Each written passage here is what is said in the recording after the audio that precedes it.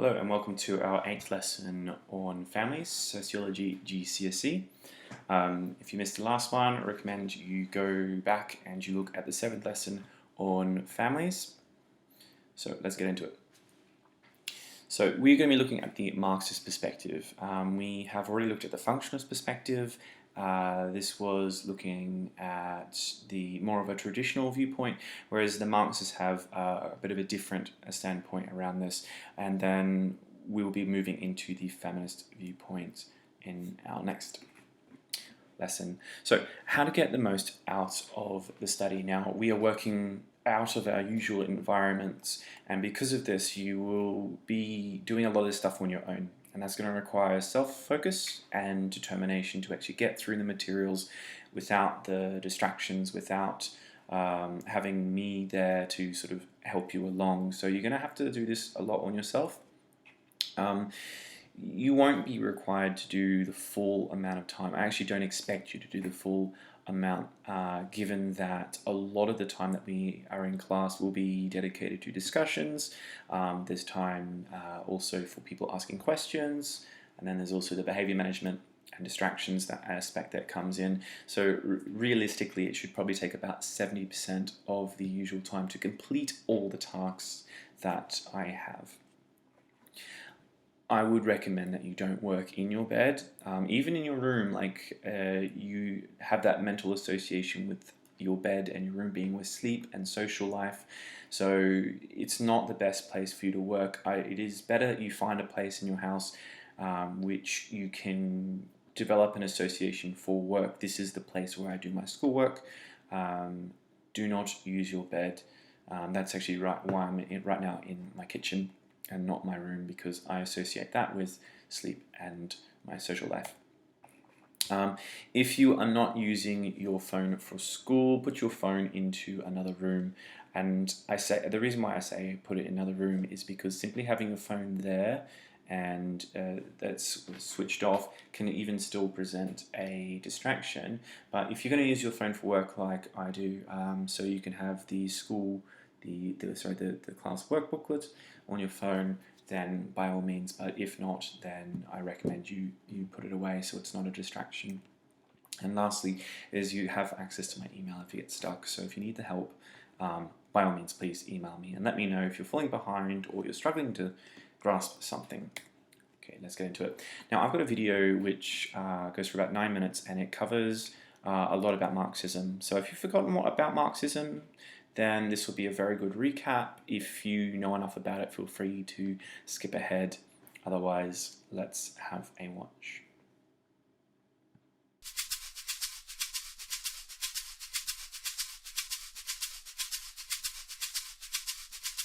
Most people agree that we need to improve our economic system somehow. Yet we're also often keen to dismiss the ideas of capitalism's most famous and ambitious critic, Karl Marx. This isn't very surprising. In practice, his political and economic ideas have been used to design disastrously planned economies and nasty dictatorships. Nevertheless, we shouldn't reject Marx too quickly. We ought to see him as a guide whose diagnosis of capitalism's ills helps us to navigate towards a more promising future. Capitalism is going to have to be reformed, and Marx's analyses are going to be part of any answer. Marx was born in 1818 in Trier in Germany. Soon he became involved with the Communist Party, a tiny group of intellectuals advocating for the overthrow of the class system and the abolition of private property. He worked as a journalist and had to flee Germany, eventually settling in London. Marx wrote an enormous number of books and articles, sometimes with his friend Friedrich Engels. Mostly, Marx wrote about capitalism, the type of economy that dominates the Western world. It was, in his day, still getting going, and Marx was one of its most intelligent and perceptive critics. These were some of the problems he identified with it. Modern work is alienated. One of Marx's greatest insights is that work can be one of the sources of our greatest joys. But in order to be fulfilled at work, Marx wrote that workers need to see themselves in the objects they have created. Think of the person who built this chair. It's straightforward, strong, honest, and elegant. It's an example of how, at its best, labour offers us a chance to externalise what's good inside us. But this is increasingly rare in the modern world. Part of the problem is that modern work is incredibly specialised. Specialised jobs make the modern economy highly efficient, but they also mean that it's seldom possible for any one worker to derive a sense of the genuine contribution they might be making to the real needs of humanity. Marx argued that modern work leads to alienation, Entfremdung. In other words, a feeling of disconnection between what you do all day and who you feel you really are and what you think you'd ideally be able to contribute to existence. Modern work is insecure.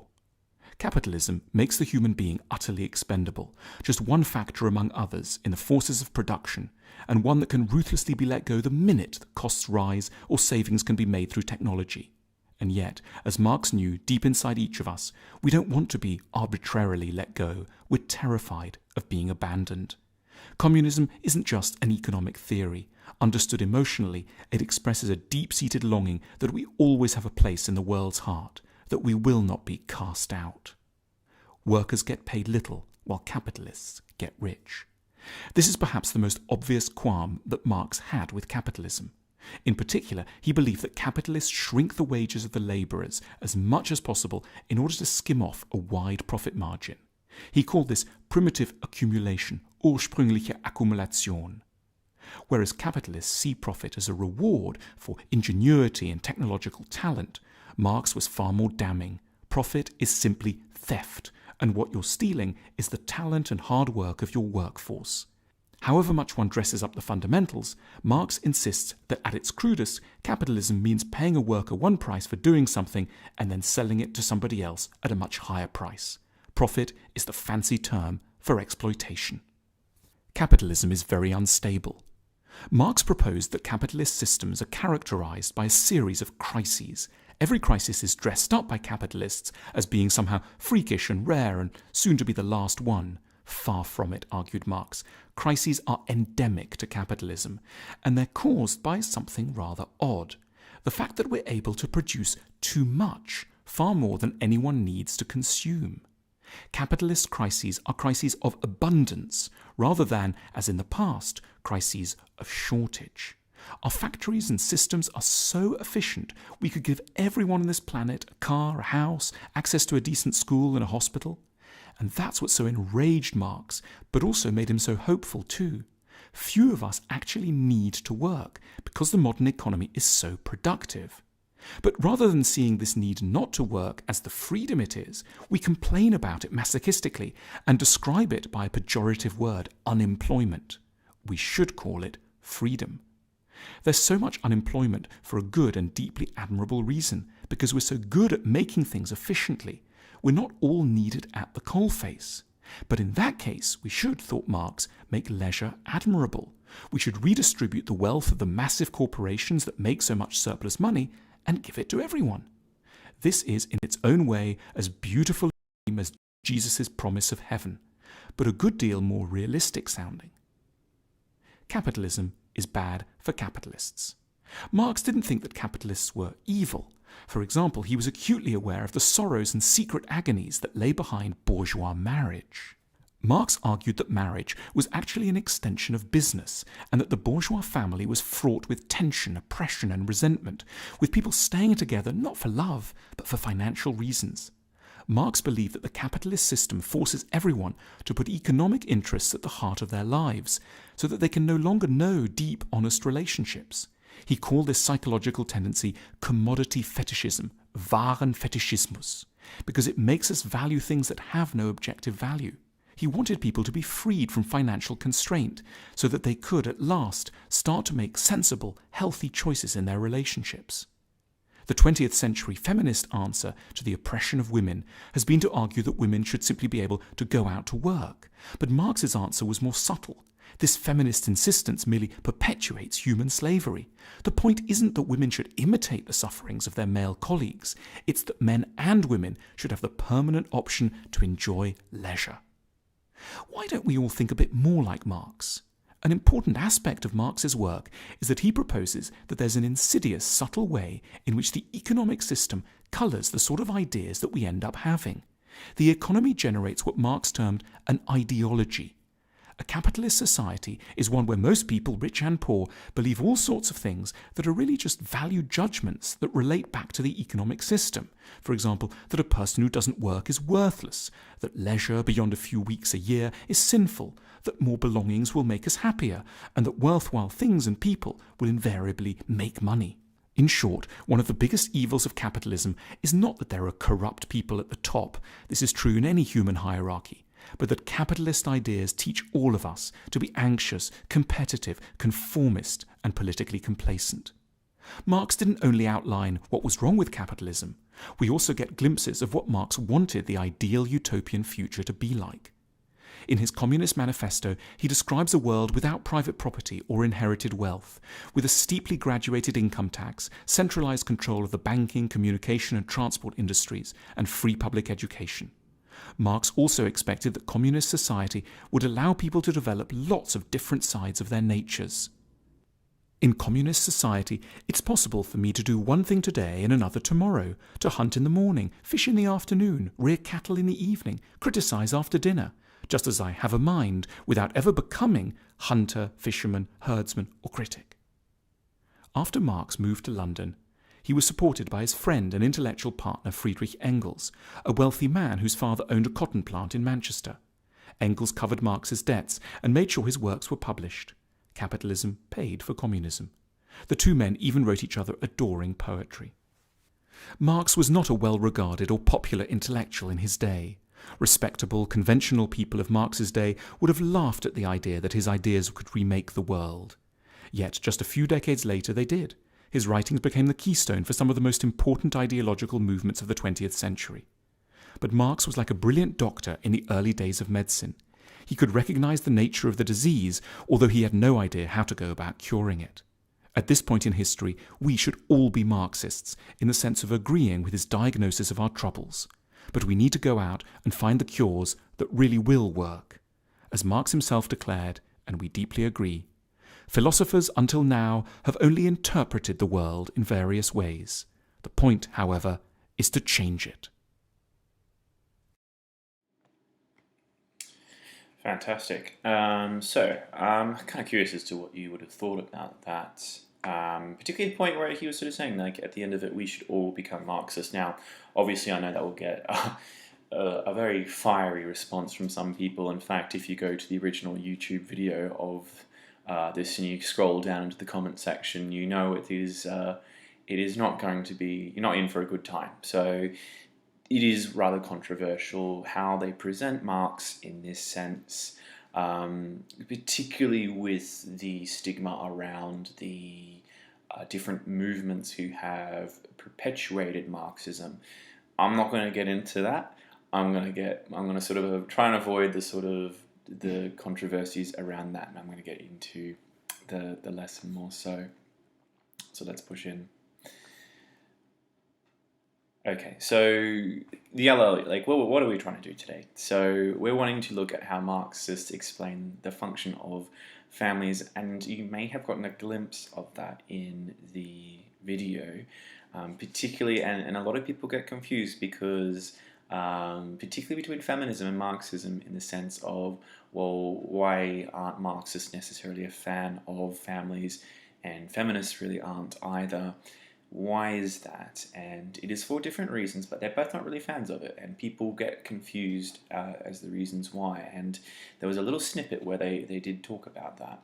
So we want to talk about this topic with a degree of sensitivity, given that families come in all sorts of shapes and sizes, broken and unbroken. We've done the video recap on Marxism. There is the reading homework and multiple choice questions, the answers to which will be on the next slide, I believe. We want to apply the Marxist theory and concepts to some video sources. So there are 2 or 3 more videos we're going to look at, and we want to start to apply some of the things that we've learned to these videos. You also need to do some exam practice and some self-assessment, and I will give you a question, you will attempt to answer it, and I will show you how to best answer it. You should get used to this format. We've done this previously in other classes. So, and then there's also some reading homework, which you'll be starting to do looking at feminist ideas. So let's look at the homework answers. So you were asked, to identify the perspective that Zaretsky was writing from. It was the Marxist perspective. Zaretsky's view of the nuclear family is that it mainly exists to serve the profits of the ruling class in a capitalist society. That he argued the family has now become a unit of consumption, that the family consume the capitalist products, thus fueling the capitalist system.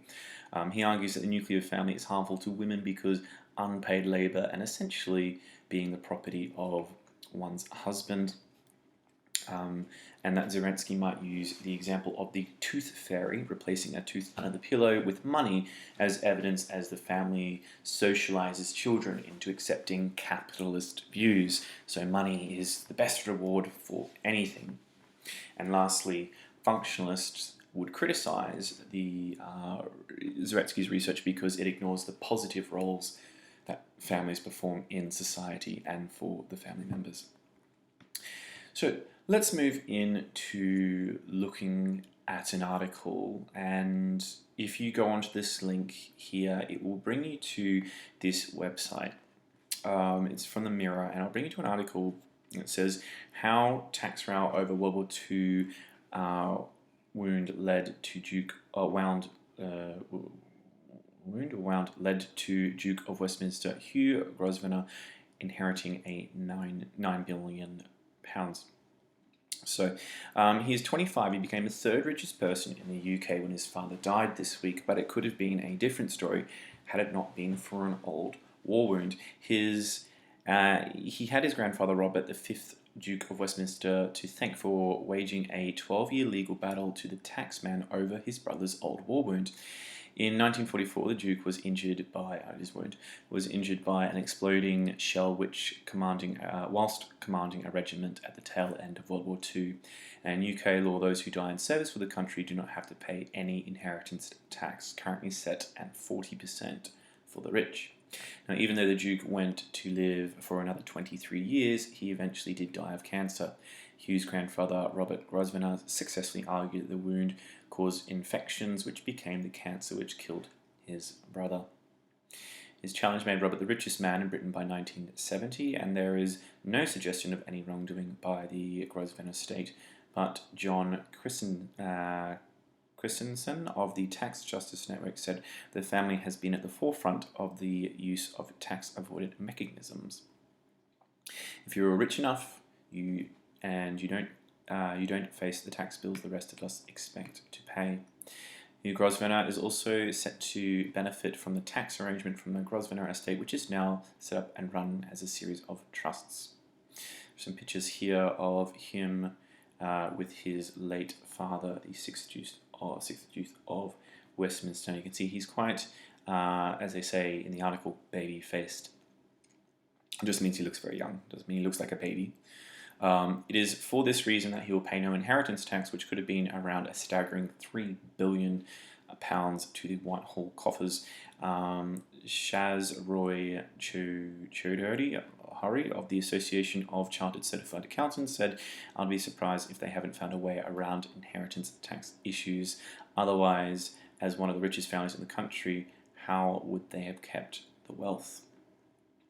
A couple more pictures of him. Oh gosh, he does look very young. So this is at his 25th. The Grosvenor family motto, Virtus non stemma, literally translates as valor not garland, or roughly worth not birth.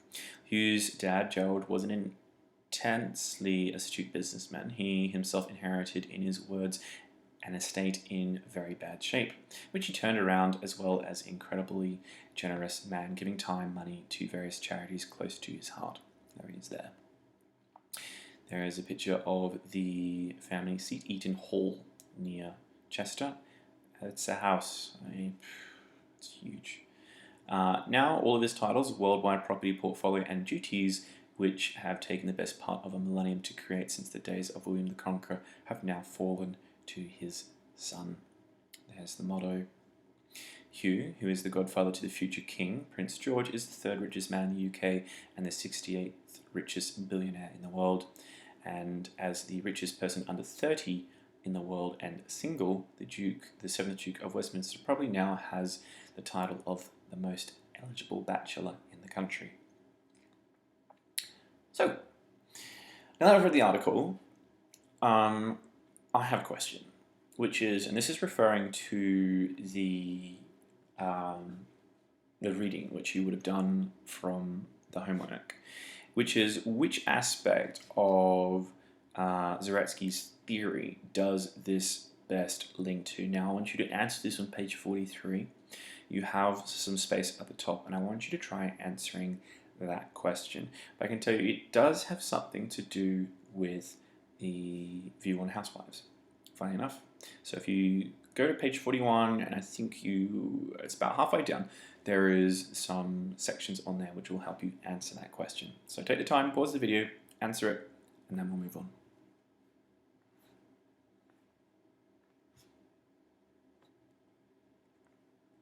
Okay, fantastic. So let's look at applying some past knowledge. So going back to your homework reading, oh wait, we've already done that, that's okay. Excellent, we can move on. Okay, so this is the A2 recap. Sorry, I was ahead of myself there. Excellent.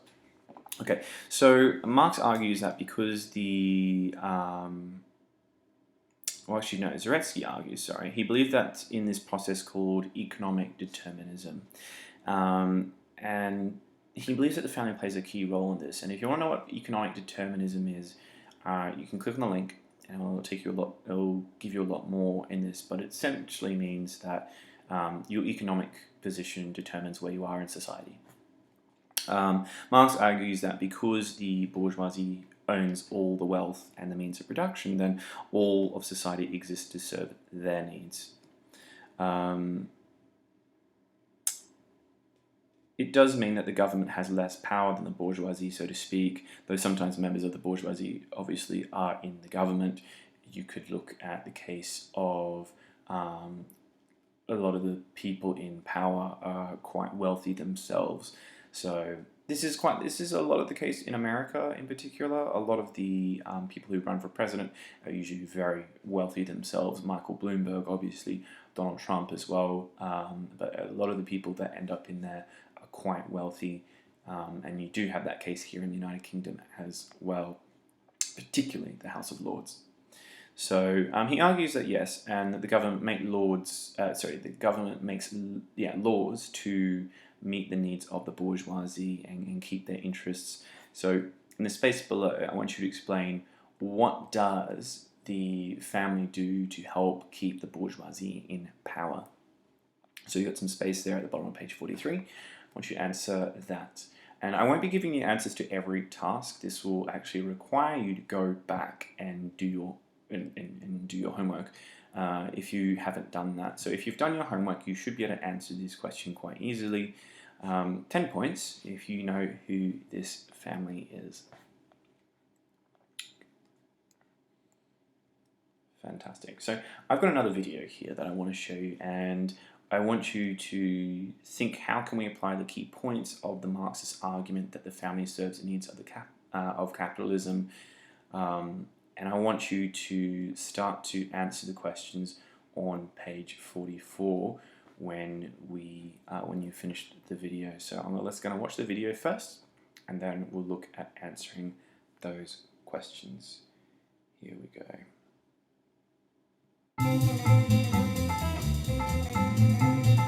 Advertising is everywhere. In what you read, what you watch, what you eat, what you wear. They're in the sky, they're on the ground, they're in the water. Our economy thrives on you buying more and more and more, even though you don't need any more. And, oh yeah, you're in debt. The goal of advertising is simple: get you to buy a product, to make you say, yes, I want this, I need this, my life will be better with this retro cowbell dispenser, but a mason jar too. That is adorable. This is the mug that won't fall over. Watch this. It fell.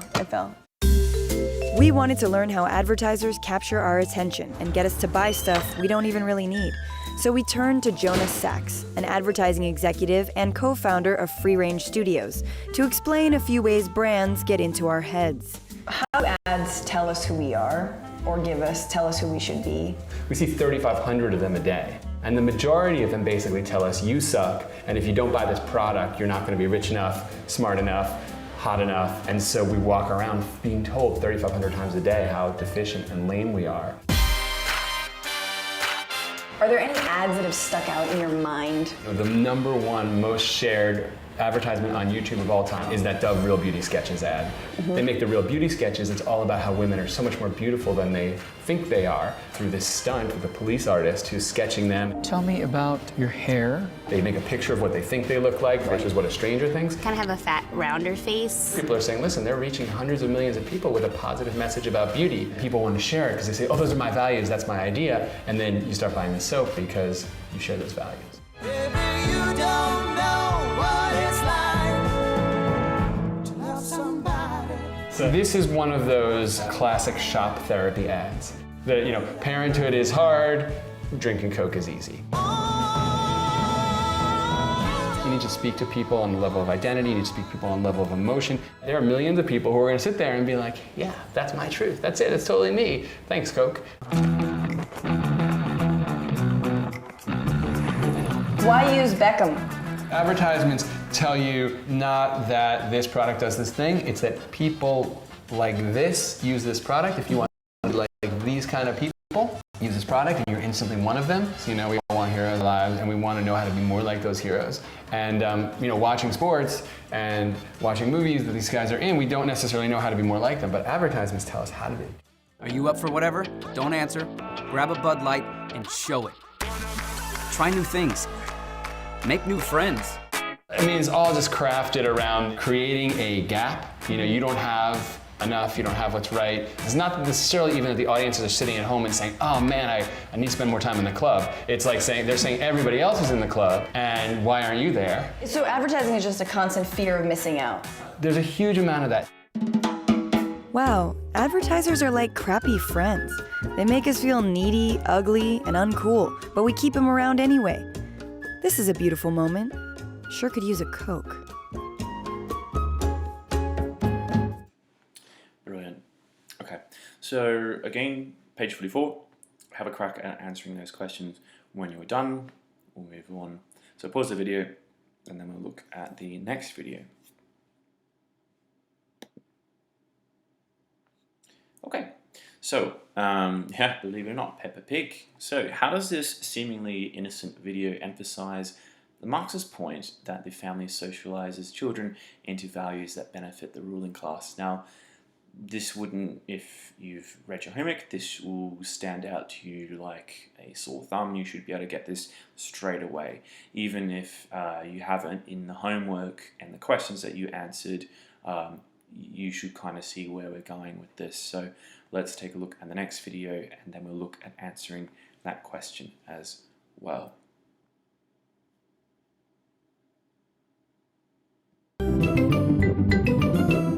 I'm Peppa Pig. This is my little brother George. This is Mummy Pig. And this is Daddy Pig. Peppa Pig.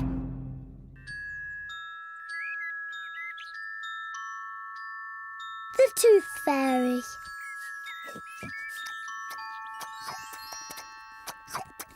Peppa and George are having their favourite food, spaghetti.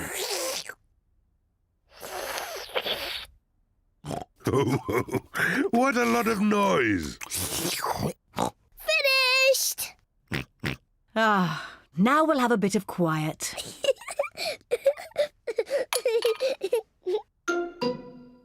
What's that? It's a tooth. Where did that come from? Peppa, maybe you should look in the mirror. Oh. It's my tooth. It's fallen out. Don't worry, Peppa. It's just a milk tooth. They're meant to fall out. Will I grow a new one, Mummy? Yes, you will, Peppa. It also means the Tooth Fairy will be paying you a visit. Tooth Fairy? Yes, the Tooth Fairy. If you put the tooth under your pillow tonight, the Tooth Fairy will come.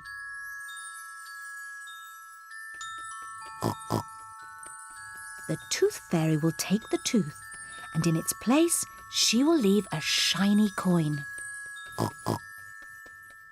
When I grow up, I want to be a tooth fairy. Oh, and what would you like to be when you grow up, George? Dinosaur. A dinosaur. Quick, George, it's bedtime. We don't want to miss the tooth fairy. Before going to bed, Pepper and George brush their teeth. Pepper, what are you doing? I'm brushing my tooth so it's nice and clean for the tooth fairy. Pepper cannot wait to get into bed. Pepper is putting her tooth under the pillow for the tooth fairy. Good night, Pepper and George. Good night, Mummy. Good night, Daddy. Good night, my little piggies. George, I'm not going to sleep. Let's both stay awake all night and see the tooth fairy.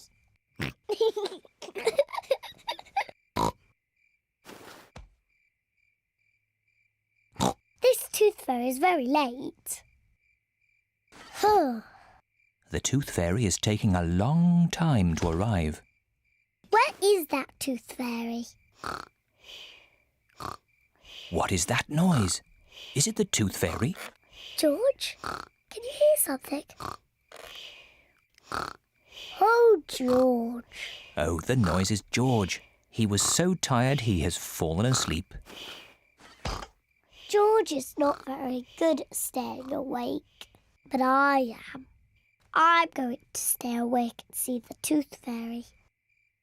I'm not going to sleep.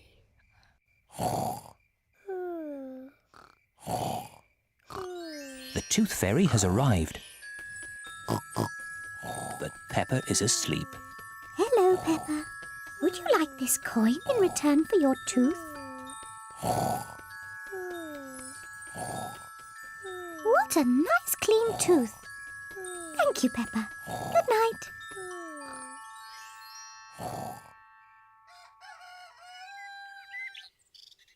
Pepper, George, wake up. It's morning. What?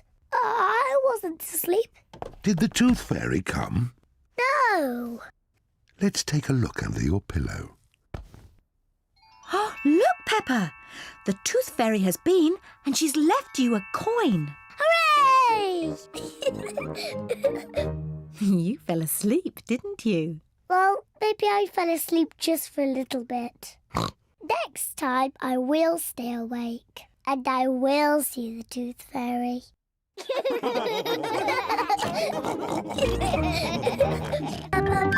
George? Okay, well done if you made it through all of that. I'm sure the last time you probably would have watched this would have been probably a long time ago. So, yes, I struggled to make my way through all of that, but I'm glad we did. So, I'm sure the answer was kind of obvious even with the title of the video as to how this is perpetuating a capitalist ideology into children. So I want you to go ahead and answer the question on page 44. And how is it done in this video? You could probably answer it in about 2 sentences. But then you'll see below, I want you to think of some other examples in how does the family assist to perpetuate the idea of serving the ruling class or any kind of capitalist mindset. So I want you to answer that. And that is on page 45. If you could do that, please. Pause the video. Once you're done, continue on.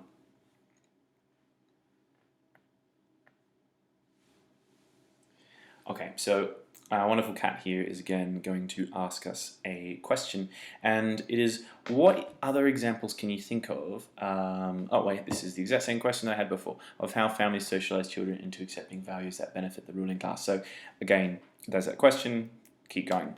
Okay, so this is where we move into the consolidating the work, and I want you to link back to functionalism on page 34. Are there any other points that you would include in your agree-disagree table around families?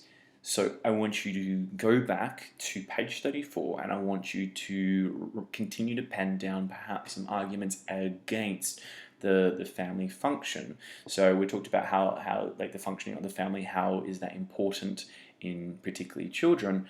I want you now to perhaps use some of the disagree arguments that Marxism would apply, and I want you to add that into that table. And once you've done, then pause. And once you're done, we can continue on. So I'm going to pause the video, or you can pause the video again, and we'll move on. Okay, so, and this is the last thing we're going to do is I want you to practice this. So here's your question, and this is an exam question. Identify one function of the family and explain how you would investigate this function using interviews. So this is a blend of two different areas. It is a blend of research methods and families. So the way that you would want to go about it is by naming the function. You want to explain how you would go about using interviews. So how is it done? What are the advantages of using interviews, and explain how it is an advantage. So this is how I've broken it down. Identify the function, easy. One function of it is blah. Then you would want to organize an interview to investigate, or how would you interview this topic, or how would you use interview to investigate the topic. It's hard, it's late. What sort of questions would you ask? What is an advantage of the interviews that will carry it out, and then how is this an advantage? So this will probably take you about 5 minutes. I am only after a couple sentences, 2 to 3 sentences really is what I'm after, and then I'll get you to have a look at what I have done. You can see there's the mark scheme on the right. So this is what an examiner who's marking a test would use to determine what grade yours would be. So take time to pause, and then we'll look at the answers. Okay, so remembering this strategy that I have for you, I've colored it so that way it's easy for you to follow. So this is the one which I prefer. I've got 2 answers. This is the one which I find is the simplest one, which is one function of the family is to make profits for capitalists. Done, tick. That's the A1 part. I would use an unstructured interview, and this would enable me to ask open questions about how they respond to advertising. The advantage of this is that it would let the family member provide detailed explanations.